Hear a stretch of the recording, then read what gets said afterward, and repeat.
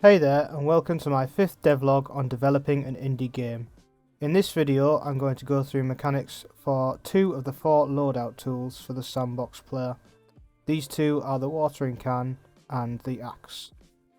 In my last video I mentioned these 2 bars shown when viewing the trees with an item equipped. These are the health and hydration bars, and they dictate the tree's health.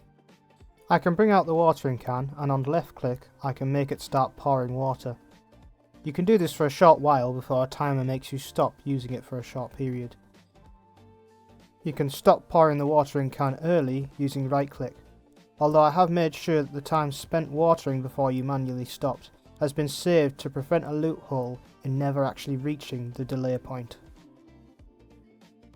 When you attempt to water a tree, you can see that the hydration meter goes up. This will be important to ensure that the tree doesn't die of starvation, as its hydration meter will go down every day. It's also important though not to overwater the tree. If you do this, the tree will wobble and show that the player is damaging it. And if the tree's health reaches 0, it will go into a drown state and become unselectable.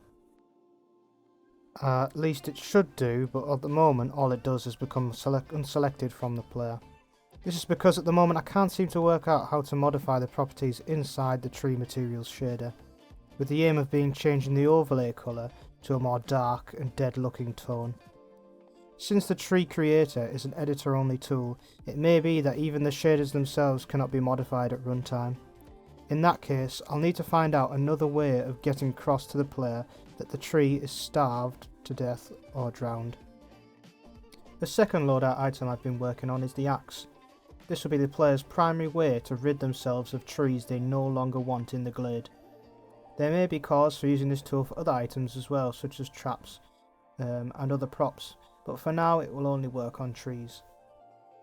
The player needs to hold left click to slowly charge the axe.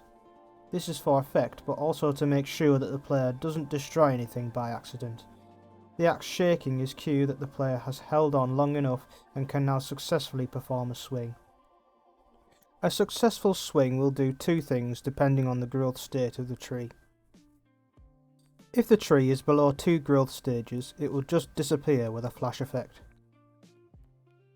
If it's any larger than that, it will rock for a short period and then fall before it shrinks to a point at which it disappears as well.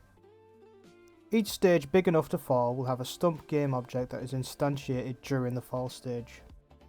You can also see that the fruit falls from the tree once you've damaged it like this, regardless of its ripeness. Overall, I'm quite happy with this mechanic, although I don't have a texture yet for the inside of the tree, and I'll have to deal with the issue of tree creator trees not having any faces on the underside. One way in which I could deal with this is by finding the bottom vertices of the tree, and creating a custom mesh myself from those points.